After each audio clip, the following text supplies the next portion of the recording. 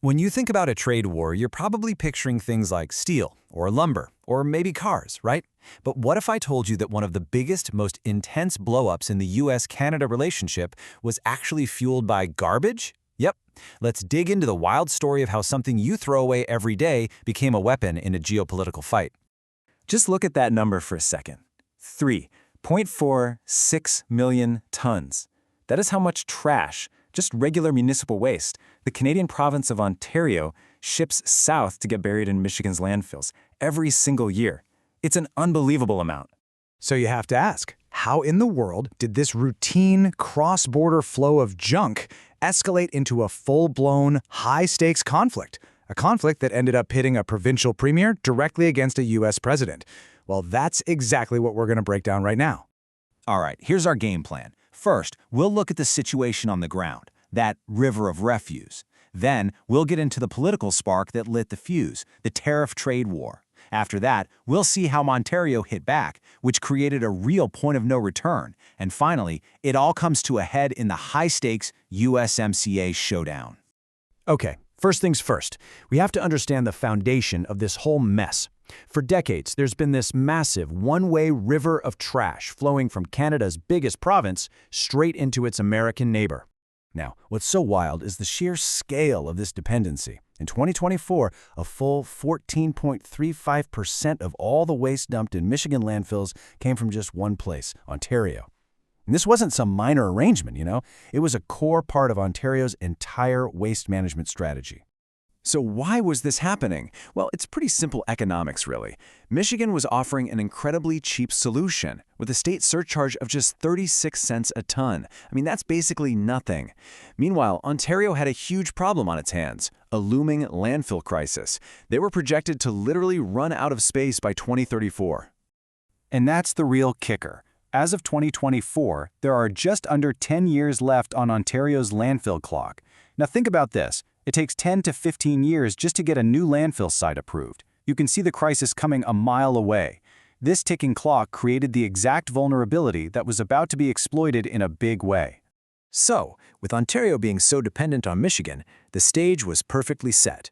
All it needed was an outside shock to turn this economic relationship into a geopolitical mess. And that shock came in the form of a new trade war. In early 2025, when the Trump administration dropped the bomb about new tariffs on Canadian goods, the reaction from Ontario's Premier Doug Ford was, let's just say, not subtle. He was furious. He didn't see this as some federal issue, he saw it as a direct attack on his province. And man, things escalated fast. In January 2025, it was just a threat. By March, a 25% tariff was slapped on most goods, and then by October, it had expanded to target key industries like trucks and pharmaceuticals. The era of playing nice was officially over. But this wasn't going to be a one-way fight. Oh no. Premier Ford decided that if Ontario was going to be a target, it needed to find its own weapons and start shooting back. So you have to remember, Washington's tariffs hit the very heart of Canada's industrial economy. We're talking steel, aluminum, lumber. These weren't just small taxes. They were designed to cause real pain and disrupt supply chains that have been intertwined for decades. And by October 2025, you can literally hear the shift in Ford's tone. He wasn't just complaining anymore. He was openly calling for retaliation, making it clear that Ontario was not just going to sit there and take the economic hit. And here it is. This was Ontario's big move. On March 10, 2025, the government hit back with a 25% surcharge on all the electricity it was selling to key border states. Ford found his own leverage point, millions of American homes and businesses that depended on Ontario's surplus power. And if you think that sounds intense, listen to this. Ford didn't just threaten to raise the price. He threatened to just flip the switch and turn the power off completely. And he said he'd do it with a smile on my face. Wow. At this point, it wasn't just policy anymore. It had gotten personal. So by early 2026, we hit a point of no return. This tit-for-tat trade war has completely shattered the old way of doing things, and it's forced both sides into a new, much more hostile reality. So, here's the new state of play year-to-date in 2026. Because of all this friction, waste imports into Michigan are finally going down.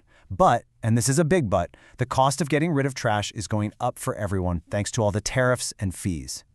And back in Ontario, to deal with the mess, the government is actually loosening regulations to try and fast-track its own solutions. So what's the bottom line here? It's crystal clear. The good old days are over. The era of just conveniently shipping your trash across the border for cheap is dead. It's been replaced by this new, urgent need for what you could call waste self-reliance. And that sets the stage for the final showdown. And that brings us to the grand finale. This is where this entire garbage-fueled conflict is either going to get resolved or get permanently locked in. We are talking about the upcoming review of the entire North American trade agreement.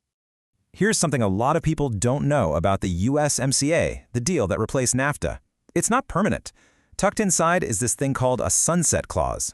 It means that every 6 years, all 3 countries have to sit down and formally agree to keep the deal going. If they don't, the whole thing could eventually just disappear.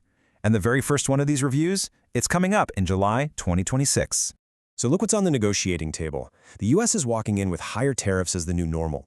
They're pushing for stricter rules on recycled materials, and they're even trying to link totally separate issues like migration to the trade deal. And the craziest part?